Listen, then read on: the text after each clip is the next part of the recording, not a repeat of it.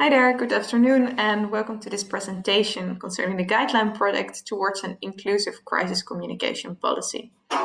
In this virtual presentation, I'm going to talk you through some participation process and stakeholder involvement in evidence-based guideline development.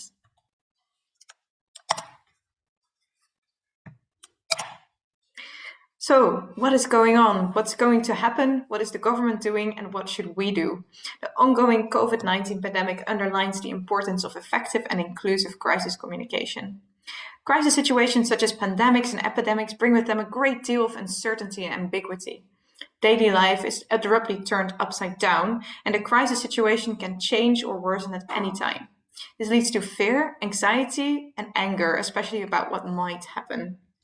Effective crisis communication can allay some of these concerns, but above all is an essential weapon in the fight against the health crisis itself. In times of a pandemic, it is crucial that citizens know how to protect themselves and society as a whole as much as possible. Especially shortly after the outbreak of a pandemic, when no vaccines or treatments are yet available, interventions such as keeping distance, washing hands, wearing masks, and isolation are the only means of fighting the further spread of the virus. A well-informed society with clear and up-to-date crisis communication at its disposal can deal with a pandemic in a much stronger and a much more resilient way. However, crisis communication is still insufficiently geared to society as a whole. Where communication about the virus causes confusion and distrust in the government among Belgians in general, crisis messages for vulnerable groups may be even more unclear. When sending essential crisis messages, governments still take too little account of groups such as non-native speakers, newcomers, people with low literacy levels, and people with sensory impairments. Crisis communication often fails to reach them sufficiently. For example, text on government websites are often too long, too complicated, or they're not compatible with text-to-speech programs. Announcements of crisis measures on television are often unstructured and difficult to follow. For example, for the hard hearing, who have to keep an eye on both the graph and the interpreter. And for non-native speakers who cannot keep up with the speed of the speaker, it's also difficult. Groups such as these are therefore less well informed in relation to their fellow citizens, and therefore they are less able to protect themselves effectively against a crisis situation.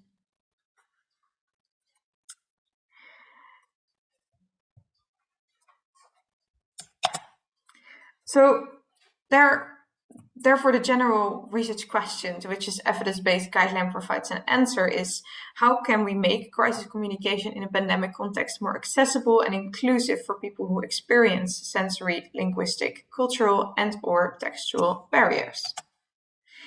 And this project is actually embedded in a more broad and interdisciplinary project with the same title called Towards an Inclusive Crisis Communication Policy, that addresses current problems of COVID-19 government communication and the flow of information to hard-to-reach groups.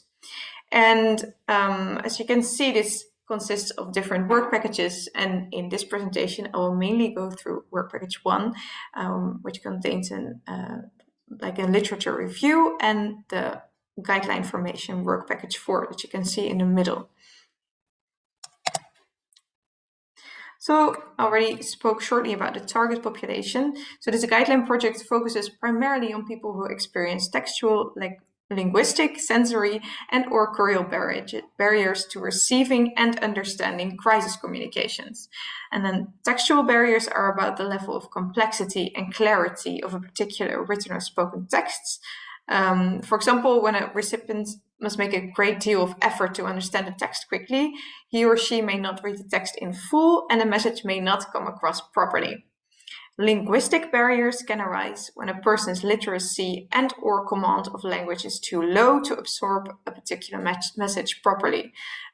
This, for example, arises when non-native speakers who cannot find texts on government websites in their mother tongue.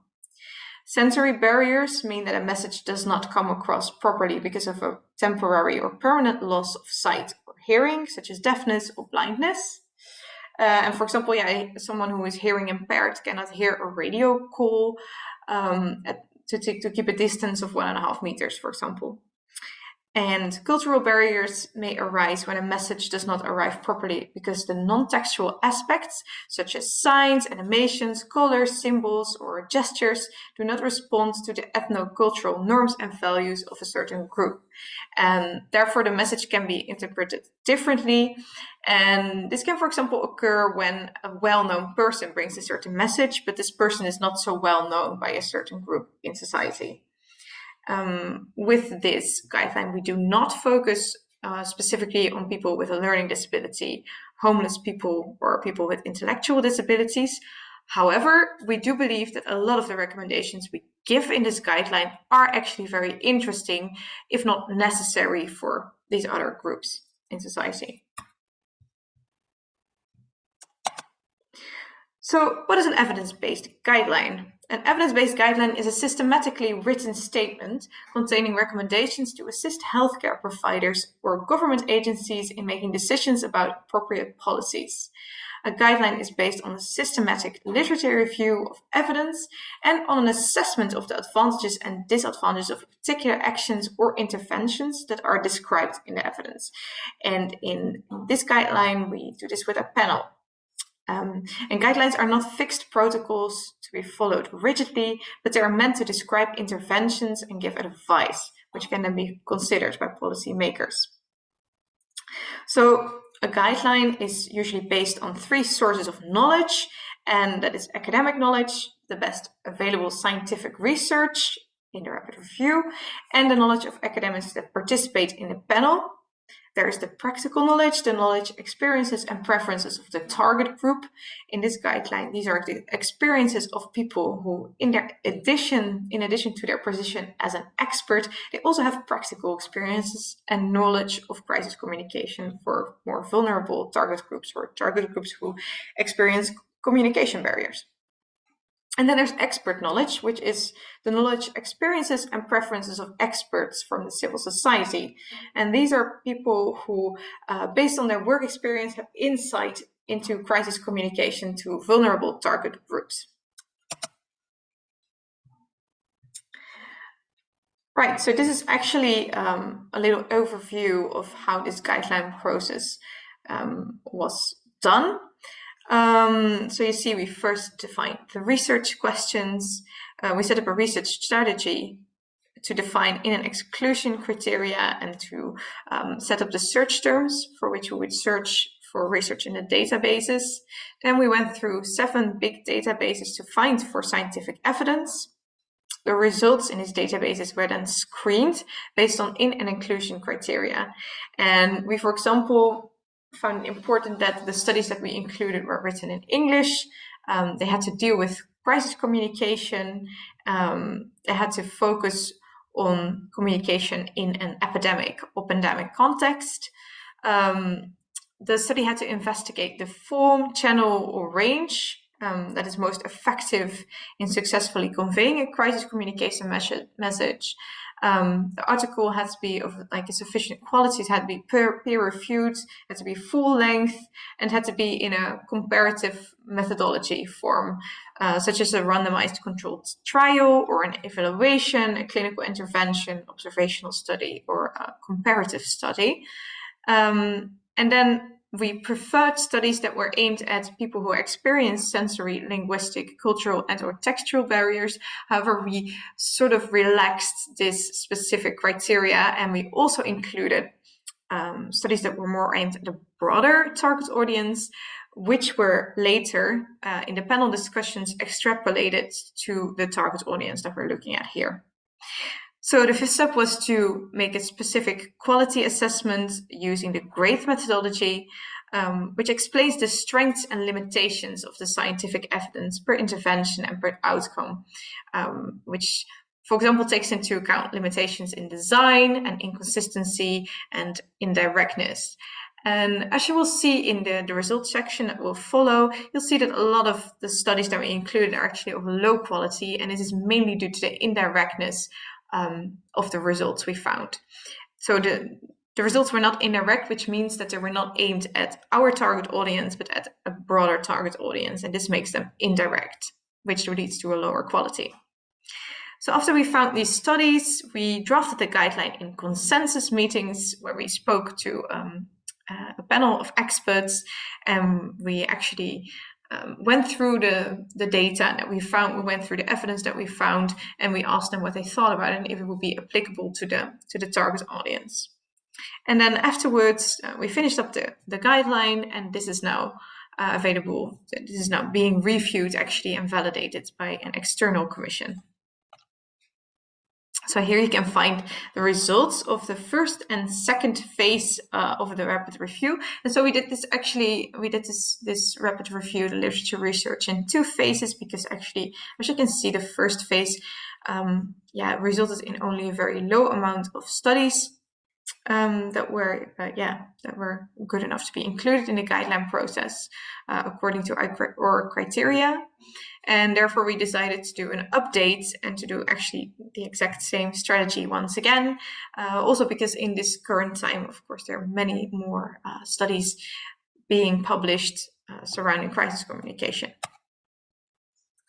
So here I will quickly walk through the results from the rapid review.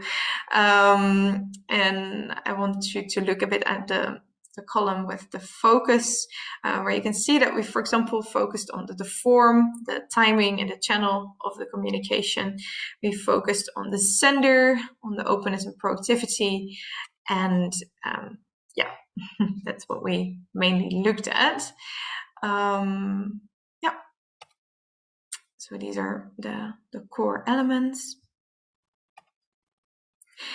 Then, when we found this these studies of evidence, we actually talked to our guideline panel, and we walked with them through this decision tree that you can see on the right side. So we took every step, and we just asked our panel if they thought like that the scientific evidence was, for example, unambiguous, if the activity was applicable to the target population, if it's extrapolatable to the target population, if it's achievable in the Belgian health context,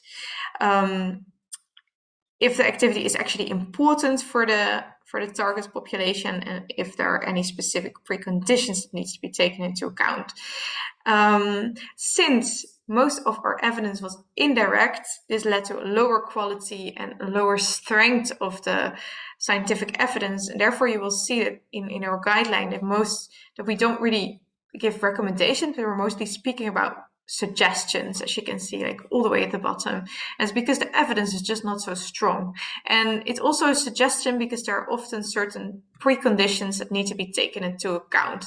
We certainly need to think about certain elements for a specific target audience to make this more fitting. And what you also can see in the recommendations that we give is that we often split up an advice for 2 different sub-target audiences. Some advices are more suitable for a specific target audience, and we take that into account and make that clear in our guideline to provide information that is as rich as possible. So here you see actually an overview, like I made a sort of mind map of some of the outcomes based on the elements that we were focusing on. So to pick some out, we saw, for example, that it is wanted to combine didactic messages with storytelling elements, that communication needs to be streamlined and the context needs to be very, very clear. We saw that identity matching is not desired, but it is good to be sensitive to diversity. That's actually an extra point that the group brought up a lot of times, that the images need to be like randomly diverse. So the panel recommended to sometimes go for an image of a doctor with a darker skin color, or for example with someone with a disability who is in a more leading role. That would be nice. Also, physicians are good senders of crisis communication. It is good that messages are short and to the point, and that communication overload is avoided. And in terms of channel, the panel preferred to work with modern chat applications that actually allow the use of short messages, video and audio. What we also found is that trust, and especially trust in the government, is an important precondition for inclusive crisis communication, and that therefore that is definitely an element that needs to be taken into account as well, besides all of the elements that you can do after you achieve that trust. Because if the sender is not trusted, this will be less effective, of course. So what we also found is that it's guideline is actually applicable to a broader target audience, as I may have mentioned before already. So here we focused on people who perceive certain communication barriers, but actually what we found is that the level of language, for example, on government websites is generally a bit too high for the entire population, and that therefore taking, for example, a lower language level in crisis communication could be helpful for society as a whole and could be more easy to understand. What we also found is that crisis situations, in crisis situations such as this, we created this guideline process and we worked on this bigger project in the middle of a crisis. And in such a situation, certain developmental processes may actually run side by side. To give you an example, we were working on the guideline, but at the same time, specific products were already created and were already tested by the target audiences. And it was actually cool to communicate with this bigger group and actually speak of these kind of things and see, how those processes were running side by side. And it all requires a more qualitative point of view and way of working and thinking. So that was it. Thank you so much for listening to this presentation.